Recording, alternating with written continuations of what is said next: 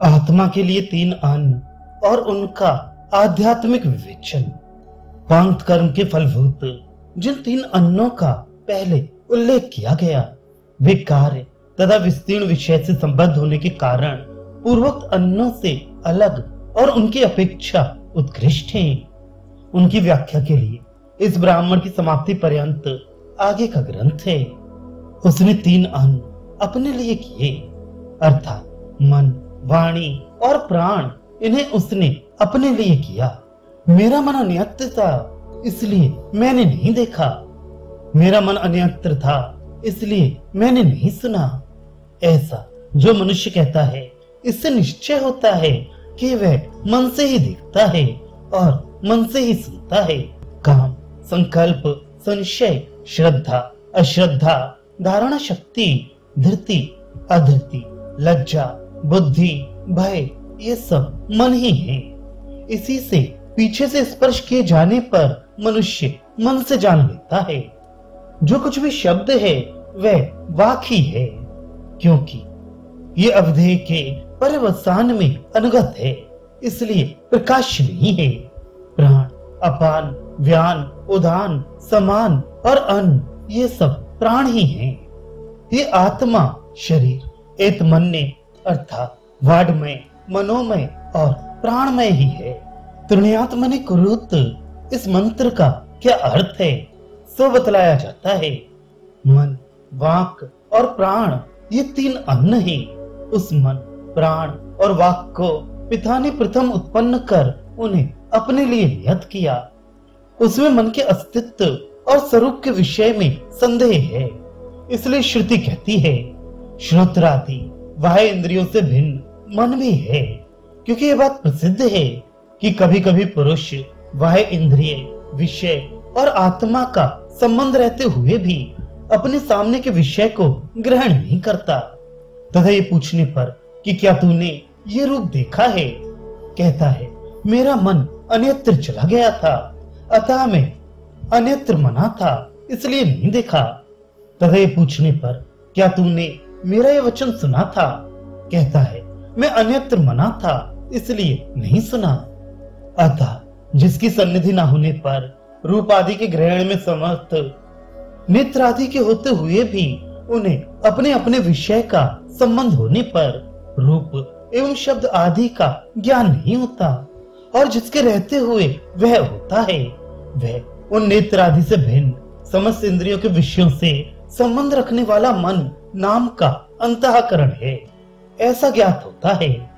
अतः सब लोग मन से ही देखते हैं और मन से ही सुनते हैं, क्योंकि उसके व्यग्र होने पर दर्शन आदि क्रिया नहीं होती।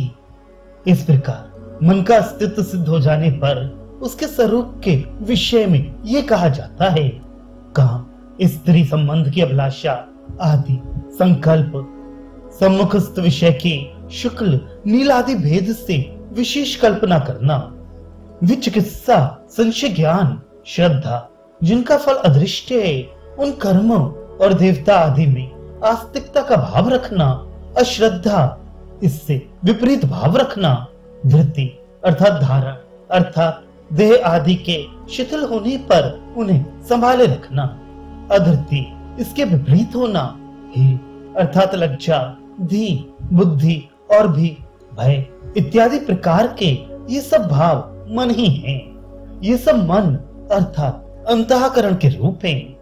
मन के अस्तित्व के विषय में एक दूसरा भी कारण बतलाया जाता है। इससे भी मन नामक अंतःकरण की सत्ता है, क्योंकि नेत्र के सामने न आकर किसी के द्वारा पीठ पर स्पर्श किए जाने पर मनुष्य विवेक द्वारा ये जान लेता है कि ये स्पर्श हाथ का है या जान का। यदि विवेक करने वाला मन नहीं है तो त्वचा मात्र से ऐसा विवेक ज्ञान कैसे हो सकता है? जो उस विवेक ज्ञान का कारण है वही मन है। अतः सारांश ये है कि मन है और उसका स्वरूप भी ज्ञात हो गया। यह कर्मों के फलभूत मन, वाक और प्राण संज्ञक अध्यात्म, अधिभूत और अधिदेव 3 अन्नों की व्याख्या करनी है। उनमें से आध्यात्मिक वाक, मन और प्राणों में से मन की व्याख्या तो कर दी गई, अब वाक का वर्णन करना है, इसलिए आरंभ किया जाता है। लोक में प्राणियों द्वारा तालु आदि से व्यक्त होने वाला जितना भी वर्ण आदि रूप शब्द यानी ध्वनि है तथा बाजे या मेघ आदि के कारण होने वाला और भी जो कोई शब्द है, सब वाक ही है। यह तो वाक का स्वरूप बतलाया गया, अब उसका कार्य बतलाया जाता है। क्योंकि यह वाक अंत अभिधेय वसान अर्थात अभिधेय निर्णय के आयत्त यानी अनुगत है, किंतु यह अभिधेय के समान स्वयं प्रकाश नहीं है। यह तो अभिधेय को प्रकाशित करने वाली ही है, क्योंकि दीपक आदि के समान ये प्रकाश स्वरूपा ही है।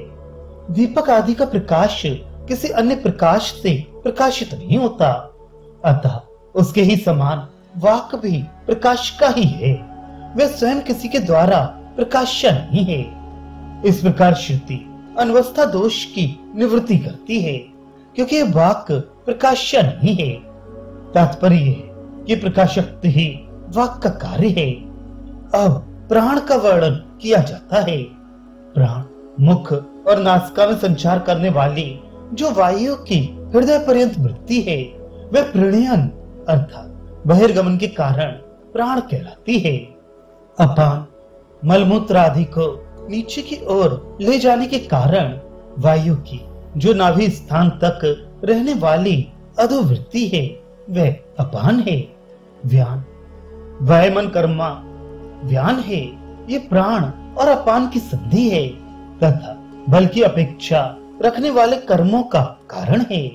उदान जो उत्कर्ष पुष्टि और ऊर्ध्वगमन प्राणोत्क्रमण आदि का हेतु है तथा जिसका पादतल से लेकर मस्तक पर्यंत स्थान एवं ऊपर की ओर गत है, वह उदान है।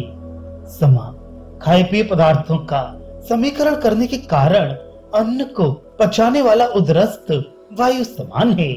अन्न ये इन विशेष वृत्तियों की सामान्य भूता तथा देह की सामान्य चेष्टा से संबंध रखने वाली वृत्ति है। इस प्रकार ये उपर्युक्त प्राण आदि समस्त वृत्ति समुदाय प्राण ही है। प्राण इस शब्द से वृत्तिमान आध्यात्मिक अन्न वायु कहा गया। इसके कर्म की व्याख्या तो इसके वृत्ति भेद के प्रदर्शन से ही कर दी गई। इस प्रकार मन वाक और प्राण संज्ञक आध्यात्मिक अन्नों की व्याख्या की गई। ये एक मन ने इनका विकार अर्थात इन प्रजापत्य वाक मन और प्राणों से आवृत है। ये कौन? ये जो भूत और इंद्रियों का संघात आत्मा यानी पिंड है, जो अविवेकियों द्वारा आत्म स्वरूप से माना गया है।